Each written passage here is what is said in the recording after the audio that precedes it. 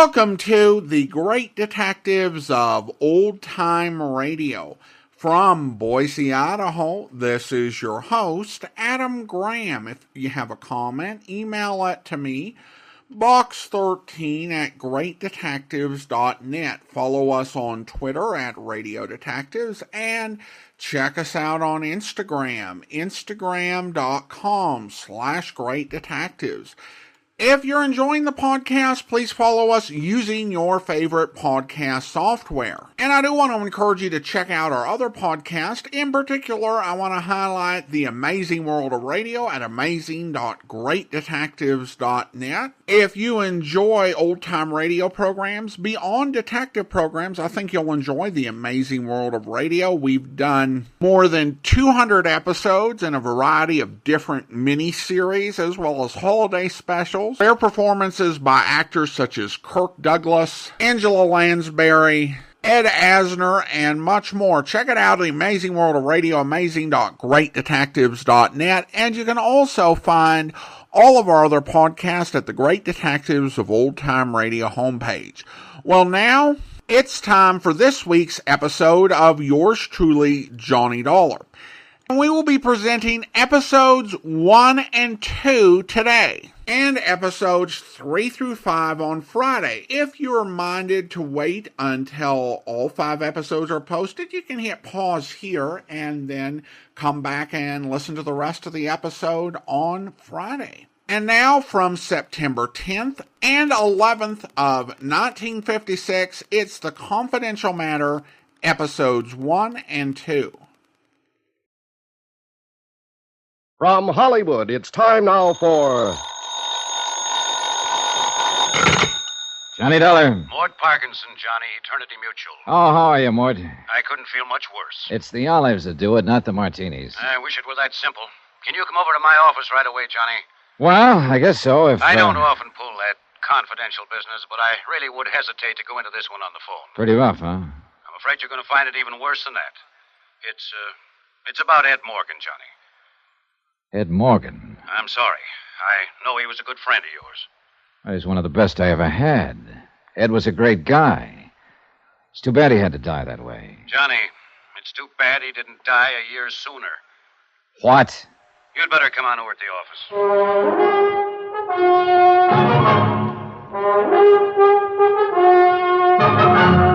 Tonight and every weekday night, Bob Bailey in the transcribed adventures of the man with the action-packed expense account. America's fabulous freelance insurance investigator. Yours truly, Johnny Dollar.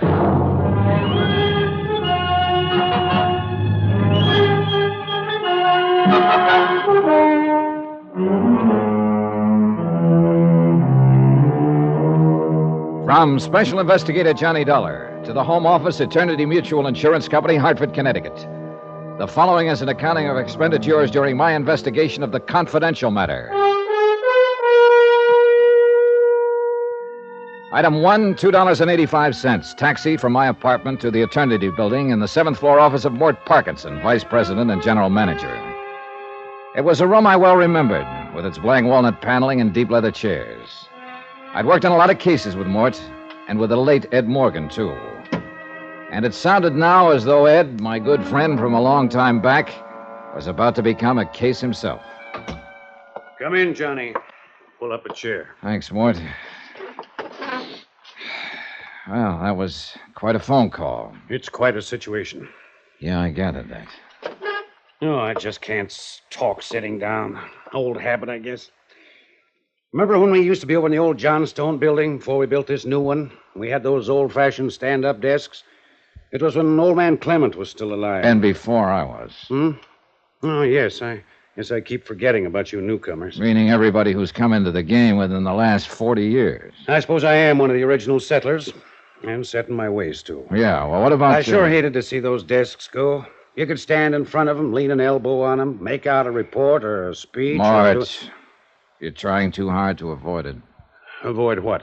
You didn't call me over here just to reminisce about the old days. In a way, maybe I did. You know, it's funny. I always thought you liked Ed Morgan. But I did. And why did you say it's too bad he didn't die a year sooner? Because I liked him. Except like is too weak a word, actually. I thought as much of Ed as I would have of my own son if I'd had one. Why, I'm the one who hired him in the first place. Remember, Johnny?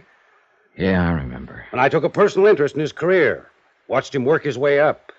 Till finally he was appointed chief adjuster for the West Coast, head of our San Francisco claims office. That was darn good for a man as young as he was. And I was proud of him, Johnny. Yeah, I know you were. He was a hard worker, honest, dependable. And he had a good, sound future ahead of him. And then, just like that. Accidents are usually just like that. A foggy night, sharp curve, and he drove his car off a cliff into the Pacific Ocean. And that was that. Tragedy. Fini, the end. Only it apparently wasn't the end, or you wouldn't have called me over here. No, it wasn't, Johnny. I wish it had been. Meaning? You'd better brace yourself. Within 2 weeks after Ed Morgan's death, we started getting complaints from some of our clients out. What do you mean, complaints? Oh, demands for adjustment on claims Ed had reported paid weeks before, requests for past due settlements, and so on. Mort, I don't get it. Neither did I. So I sent a company accountant out to San Francisco on the QT and put him to work on the claims files. And we found out, Johnny. You found out what? That Ed's accounts had been doctored for some time. What? Johnny, in the months before he was killed, he'd embezzled nearly $80,000. Ed Morgan? Ed Morgan. I don't believe it. He did it. You might as well accept the fact. Anybody else, yes, anybody else. But not Ed. For one thing, money didn't mean that much to him. I know.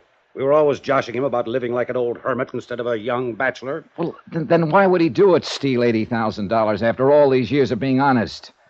What would he want that would cost that much money? That's exactly what I wish you'd find out. Now, wait a second, Mort, wait a second. This is one I don't want any part of. Neither do I. But I'm afraid I'm stuck with it. And you are too, in a way. Why? Because Ed was your friend. Here's a flight ticket and reservation to San Francisco. Plane leaves in 2 hours. No. I'd rather pass it, Mort. Well, so would I. But we can't. Neither of us. There are too many questions left. And they've got to be answered. Not by me. $80,000 of the company's money is missing. I can't just write it off and forget it. It has to be accounted for. There are other investigators, Mort. And another thing that's just as important, to me at least, is to find out why he did it. It's a failure in human dynamics. A man like Ed, a man everybody respected and trusted, and he goes wrong. Why? Get somebody else to find out. I'd be pretty grateful if you'd do it, Johnny. Mort, I just don't want any part of it. I know how you feel. It's quite a shock to find out he was a crook. It's like somebody pulling the rug out from under you. So now you want to forget all about him. Leave him safely dead and buried. Dead, Mort, but not buried. If you remember, they recovered the car, but not his body. It's still somewhere beneath the Pacific. All right, then. Look at it from an efficiency standpoint, if nothing else. To any other investigator, Ed Morgan would be just a name, an unknown quantity. But you knew him.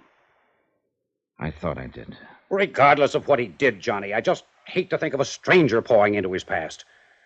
Maybe I still think back to the old times in the old country when the family buried their own dead. I know. And sometimes, Johnny, a friend has to go all the way. Even when the other person is goofed. Isn't that what the younger generation calls it? I'm not the younger generation, Mort. Right now, I'm older than Confucius. I'd sure appreciate it, Johnny. And after all, somebody's got to do it. Yeah, somebody's got to do it. And like you said, Ed was my friend. All right, Mort. Let's have the ticket.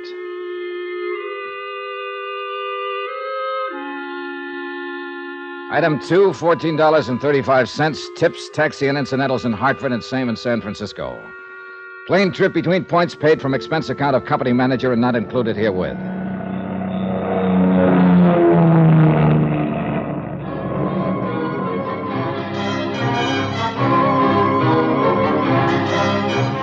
I went straight from the airport to Ed's last address when he was still alive, an apartment house in the Nob Hill section called the Drakeley Arms. And there's where I got my first surprise.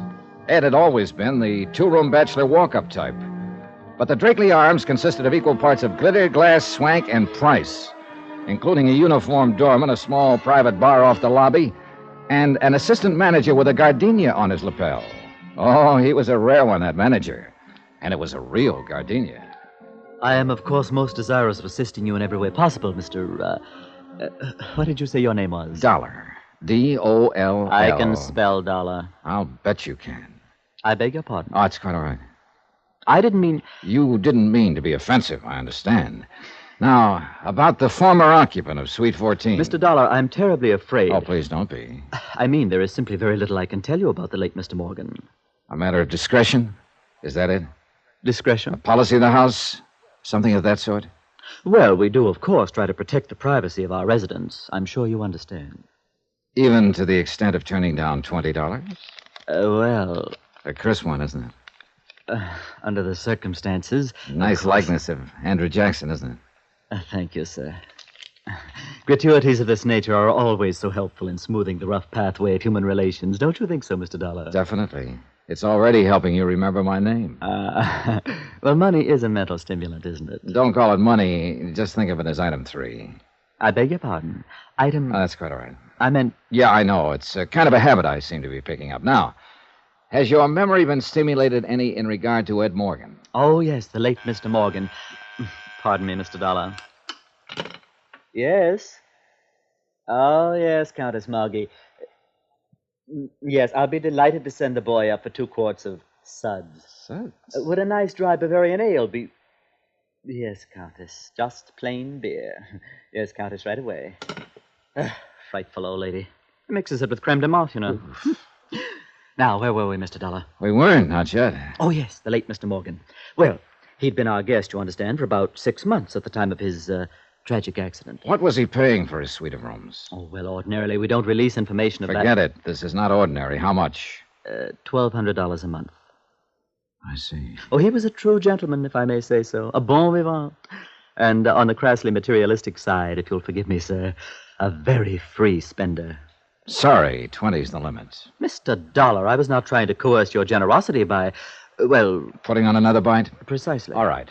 So Ed was bedded down in a mink-lined stall and was throwing money around like water. What else? Who came to see him? What sort of visitors did he have? None at all that I can recall. None at all? He leased that overpriced cubicle and then just sat in it? Well... What about friends here in the building? Well, most of our guests might be termed individually exclusive. Even eccentric in some cases. Except, of course, Mrs. Barrett. Mrs. Barrett? Yes. One of the loveliest guests we've ever had the pleasure of... Excuse me, Mr. Dollar. Yes. Yes, Countess Moggy. The boy is on his way. I know, but he has to go clear down to the corner. Yeah. Well, please tell little Pim Pam that I'm so sorry. A dog drinks that stuff, too. Now, where were we? About this Mrs. Barrett you mentioned. Oh, yes. Well, of course, she and Mr. Morgan were inseparable, you understand. They were together constantly. And Mr. Barrett? Oh, there wasn't any. Well, not recently, I mean. Deceased. You know, dead. Yeah, when? Early this year, as I recall. I didn't know him, of course. Mrs. Barrett moved in here shortly after his death. Not until then. And Ed Morgan, when did he move in? About 6 weeks later. Oh, he met her here then? Oh, no, they were already acquainted. Well acquainted. I see. In fact, I believe that Mr. Morgan and the young and very lovely widow met at the time of her husband's death, a matter of settling the estate or something of that sort. It would figure all right. I don't remember exactly why I thought so, but I do recall having an impression at the time that he moved in here only because of her. And as I say, they were together constantly, right from the first. That's all very interesting. I wonder if I could have a talk with this Mrs. Barrett. That would be utterly impossible, I'm afraid. Now, look, if you think you can I simply mean she isn't here. Isn't here? She's been gone for 10 days now. Where'd she go? I really haven't the slightest idea, Mr. Dollar. Well, if she moved out, she must have left a forwarding address of some kind. Oh, she didn't move out. She still has her apartment here. She'll be back eventually, I imagine. But at the moment, I haven't heard a word from her since she left. Oh, poor dear. You know, one can understand why she'd want to get away for a while. Such a tragic coincidence, having 2 deaths of exactly the same... Oh, confound that woman. Wait a minute. What do you mean by tragic coincidence? Oh, well, as I understand it, Mrs. Barrett's husband also died in some sort of accident. Yes, Countess.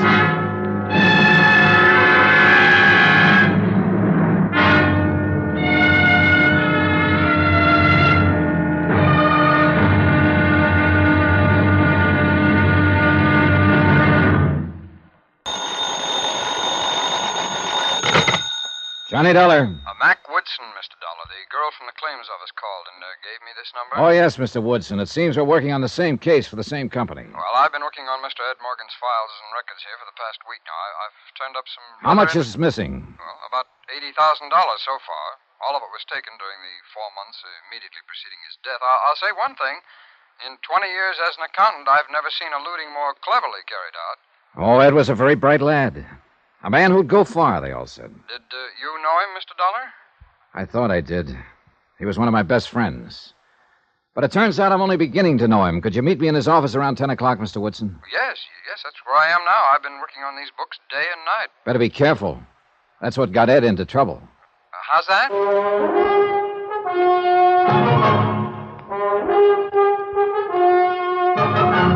Tonight and every weekday night, Bob Bailey in the transcribed adventures of the man with the action-packed expense account, America's fabulous freelance insurance investigator. Yours truly, Johnny Dollar.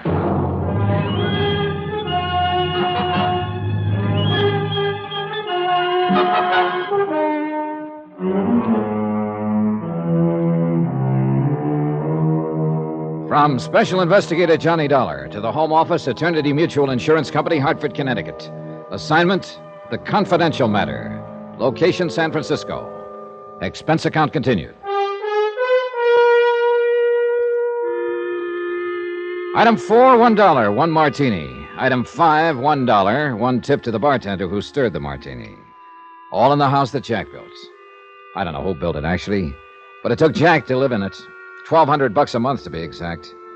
That was the take-home bite for an apartment at the Drakeley Arms on Nob Hill. And, of course, that didn't include drinks in the intimate little private bar just off the lobby. And this is where Ed Morgan had lived during the last 5 months of his life, until he missed a curve one night and drove his car off a cliff into the Pacific. Ed Morgan, whose idea of a big night had always been his pipe, slippers, and a mystery novel. But things were different when I'd known him and been his friend. For one thing, he hadn't stolen $80,000. Or I don't think he had. Do you find the martini adequate to your expectations, sir? Oh, yeah. Yeah, indeed. It's a heck of a belt for a buck. Thank you, sir. Quite a nice little place you got here. Oh, I find it a most agreeable sanctuary from the stress and strife and the hurly-burly of the city. Been here long? I have tended bar here in the Drakeley Arms Rendezvous for some 2 years now.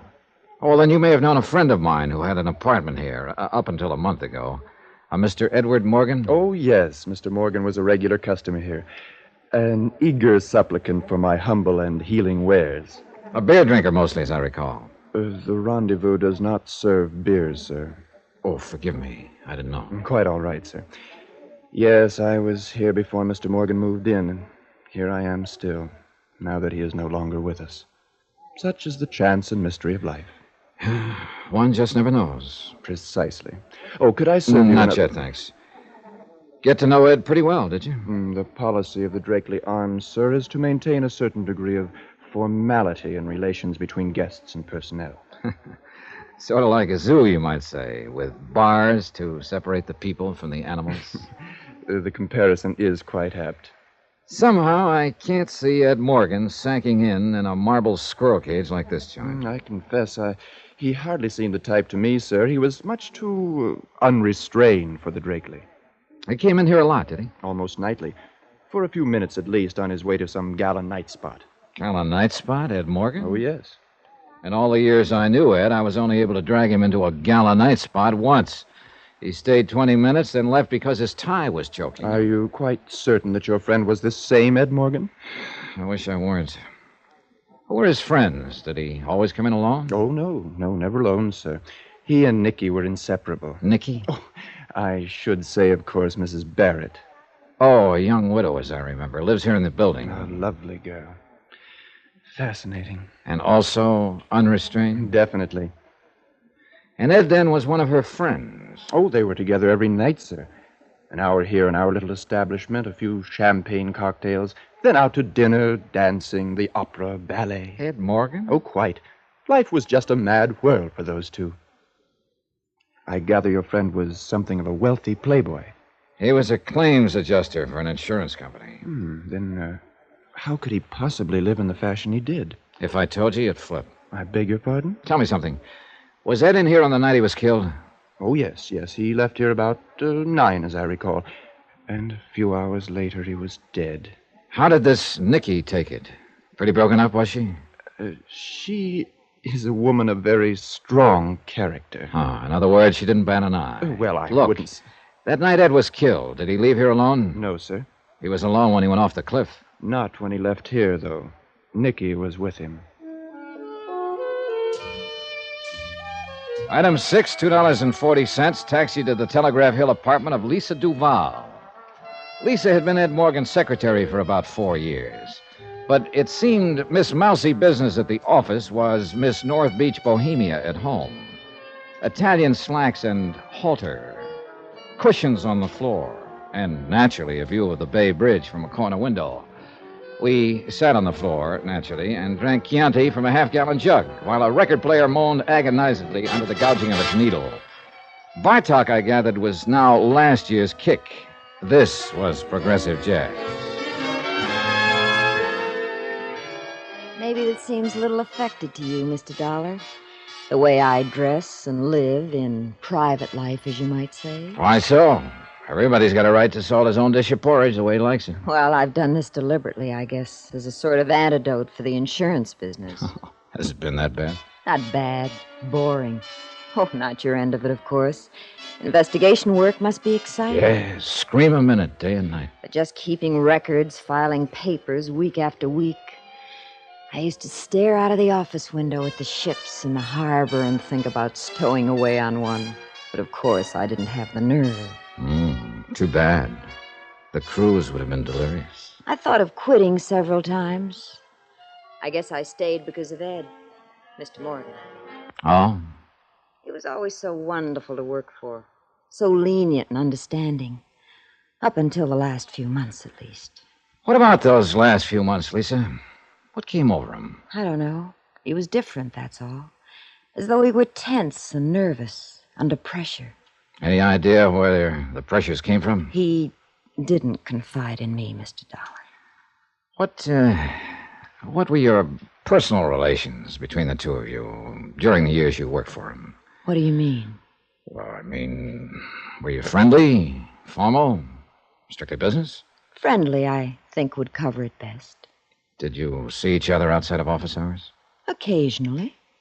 I noticed one of his pipes there in the bookcase. He'd come here sometimes in the evening, and we'd listen to music and talk. Up until the...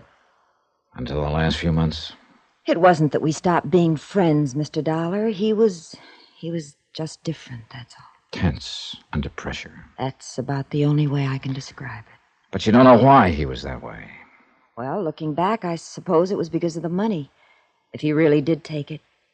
I just can't believe it. Ed wasn't that kind of a man. He was gentle and honest.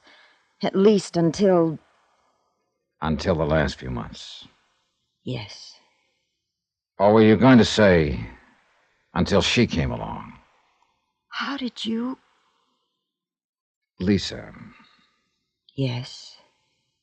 How long have you been in love with Ed? Ever since I started to work for him. But he never knew it. He couldn't even see me. I'm sorry, Lisa. I'm sorry for you, too, Mr. Dollar. I know how close you and Ed were. And I know how you must feel being called in and having... Forget it. It's a job, that's all. Sure, just a job. So is major surgery. This woman he was going around with, Nikki Barrett. Did you ever meet her? I met her. What did you think? What's the difference? I was prejudiced. I'll allow for that. In the old days, they used to believe in witches, vampires. Some of them were very beautiful, and they'd lure a man on, and then destroy him. And you think she did something like that to Ed? Oh, you weren't out this way during the time he knew her. You weren't around him to see how he'd changed. No. Oddly enough, the one time I was through here about 3 months ago, Ed was unexpectedly called away on business. He wasn't called away. He was avoiding you. He knew he was getting in too deep. How'd he meet her? She came to the office with a life insurance claim. $50,000. Her husband had just died. I knew her type from the minute she walked in. The grieving widow, all in black, and looking like a Powers model. And he just melted down and laid his head under her foot. That was the start of it. Why'd she come to him? Unless she had a disputed claim. There was a double indemnity clause. Her husband had been killed in an accident. Her husband, too, huh? What do you mean? Ed Morgan died in an accident. Remember?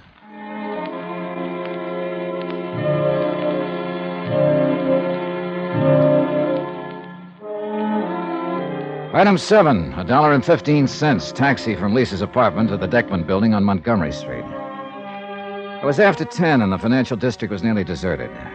The canyons between the tall buildings were hollow and empty. A cold wind was blowing off the bay. Or maybe it was blowing out of the past. An old, old past, dead and far away. The pattern was beginning to look familiar. Too familiar. Lord, the woman gave me the forbidden apple to eat. Ed, too, it seemed. The same old whine, the same old dodge. And yet there was something not quite right about that pattern. The accountant runs into some funny ones, Mr. Dollar. This Morgan case here is one of them. How do you mean, Mr. Woodson? Well, the way he was going about it, for one thing. Running hog wild, as you might say. Of course, as I said on the phone, his general scheme was pretty clever. He certainly knew standard procedures. Well, he'd been with the company a long time. Well, now, these payoff checks on claims. Of course, they were sent out from Hartford in care of this office. So what Morgan did was open a disbursement account in the bank here, then sign and deposit the checks and draw out the money in cash chargeable to direct disbursement funds under his own name. Mr. Woodson. Now, of course, the canceled checks would return to Hartford, but since they were countersigned to disbursement, they wouldn't even be processed. Instead, they'd be returned to Morgan. So, you see, there'd be no evidence in Hartford. Mr. Woodson, I'll accept the fact that Ed was clever. But what did you mean there was something funny in the way he was going about it? Well, he must have known it couldn't last. It was a good scheme for a short time, but it carried the seeds of its own destruction. In what way? Complaints. Some of these claims are 4 months old, and legitimate claims. Morgan couldn't stall these people off forever. Oh, I see. Only other embezzlement case I've worked on that was similar was a man who worked a quick swindle for a blackmail payoff. He knew he'd probably get caught, but he just had to take the chance. Yeah, you may have stumbled onto something, Mr. Woodson. Oh, is that so? You mean it ties in with that file folder you've been studying there? Oh, I don't know. It's an investigation report on an accidental death. Happened about a year ago. Ed Morgan handled the insurance claim and got to know the widow. He'd been running around with her for several months just before his death. I don't quite see the... Oh, of course. Mr. Morgan also died in an accident. Unless he was murdered.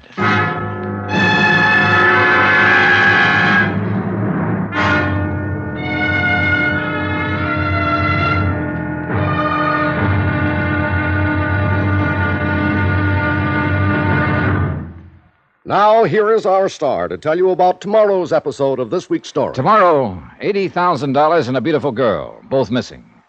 Then one of the two is found and a bombshell explodes. Join us, won't you? Yours truly, Johnny Dollar.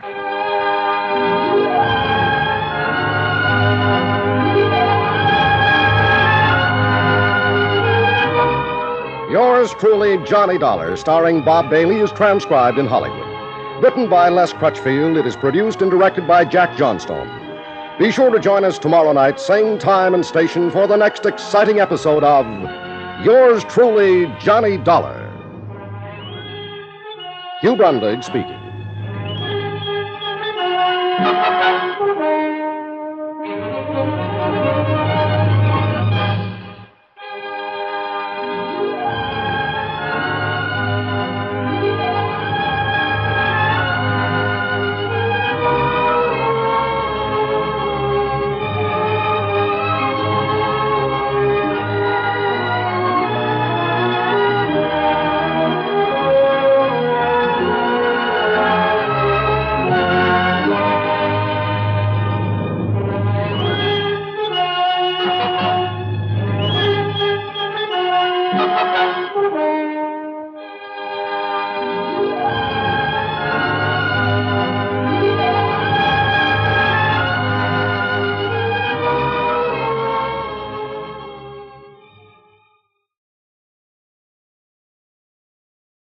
Welcome back. An appropriately emotional first 2 episodes.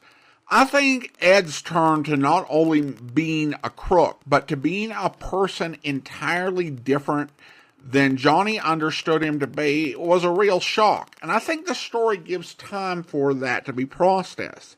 And we're still seeing the wheels turn when Johnny investigates and drops a real bombshell at the end of episode 2 with the suggestion that Ed was murdered. The scenes with Mort and Lisa are both well done. Lisa's great as the secretary with this very different home life and persona. It wasn't something typically portrayed back in 1956, but I think many people, especially today, can relate to the idea. And then Mort is just wonderfully old school, and like Johnny has this sense of the personal tragedy, and I think the sense of honor and the idea that they have a duty to him, whatever failure he's made, to go ahead and at least set the record straight, even if revealing this about him. It's a powerful idea that really is at the heart of the episode and why Johnny needs to pursue it. And also the idea that you have to find some way to make sense of it for yourself and for your own sanity. On a non-plot related note, it was interesting to hear Mort sing the praises of standing desk, which have made somewhat of a comeback in the 21st century given the problems that have been associated with people sitting all day. Well, now we turn to listener comments and feedback, and we start with an email from Mark regarding the Cranesburg matter. Talking about Johnny Dollar first three parts, you mentioned AFRS a few times without explanation. Here are definitions from Google. Please explain. Thanks. Well, none of the explanations that Mark shared were what AFRS means in this context. AFRS stands for Armed Forces Radio Service. And I know that I've said that before, but when you record 4,000 episodes, you can't expect people to commit that to memory. And AFRS is jargon. It's an abbreviation. I need to avoid that. So thanks for mentioning that, and I'm glad to clarify. And I'll try not to, without explanation, unless I've mentioned it reasonably recently. Like, I think I could say AFRS all week long, and everybody would know what it means. But unfortunately, I don't think I'm going to even have an occasion to say AFRS the rest of the week, so bummer. But thanks for the email, Mark. Well, now we turn to YouTube with a couple of comments from Ryan Sir. First of all, he addressed the horror movie question that the Crystal Lake matter raised in my mind. Crystal Lake in the horror movies is in New Jersey. So Johnny is some 2,000 miles away from meeting Jason. He should be safe, but ellipses. And then he adds this. One of the Bills in town is named Bill Cullen. Bill Cullen was a game show host and TV personality in the 50s and 60s. He was, as a matter of fact, the first host of The Price is Right. Well, thanks so much, Ryan, sir. And it's something that we do forget that there was an original Price is Right. Of course, as many people in my generation did, I grew up watching Bob Barker. You know, fantastic, feeling sick, or the weather's bad and you can't go outside. Television viewing during the late 80s and 90s. And so I watched his first episode, and he came out in 1972 and introduced it as the new Price is Right. Obviously, there had been an old one, and Bill Cullen had originated it. Now, this particular episode of Johnny Dollar aired several months before Bill Cullen started the Price is Right. And he was doing a radio show on WNYC and kind of in between game show gigs. But Jack Johnstone knew a lot of people in radio and would name characters after them. So he very well could have known Bill Cullen. I don't have specific information, but that's what I'd assume, although I guess it's always possible that it was a name he just kind of picked up without realizing that it was the name of a real person. Don't know how much Johnstone monitored that whole game show, talk show world in the 50s. Thanks so much for the comments. And finally, we've got this from Evelyn, who writes, "Good evening from California. Thank you for all the time and effort in all uploading. Always great listening from a baby boomer." Well, thank you so much. Appreciate you and all of our listeners out there, many of whom are boomers. Now it's time to thank our Patreon supporter of the day. And I want to go ahead and thank Guy. Guy has been one of our Patreon supporters since September 2022, currently supporting the podcast at the rookie level of $2 or more per month. Thank you so much for your support, Guy. And that will do it for today. If you're enjoying the podcast, please follow us using your favorite podcast software and be sure to rate and review the podcast wherever you download it from. We'll be back on Friday with the conclusion of this week's Yours Truly Johnny Dollar serial, but join us back here tomorrow for Dangerous Assignment, where... No answer. I'm about to ring again when I notice the door is open just a crack. The center hall is dark and the house is quiet. Too quiet. At the foot of the curved staircase is a door, a thin sliver of light under it. Sitting at a desk in a tall, high-backed chair is a gent in a white suit. There's a surprised expression on his face, frozen there. He doesn't bat an eyelash. He can't. Steve, what is it? Looks like Mr. Perrin beat us to it, Jeff. What? Holy smokes, it's Alvarado. Dead, all right, strangled. Cord wrapped around his neck. And look at the room, a shambles. Somebody gave this place a fast frisk. Including Alvarado. Look, his pocket's been turned inside. I hope you'll be with us then. In the meantime, do send your comments to box13@greatdetectives.net. Follow us on Twitter at Radio Detectives. Check us out on Instagram, instagram.com/Great Detectives. From Boise, Idaho, this is your host, Adam Graham, signing off.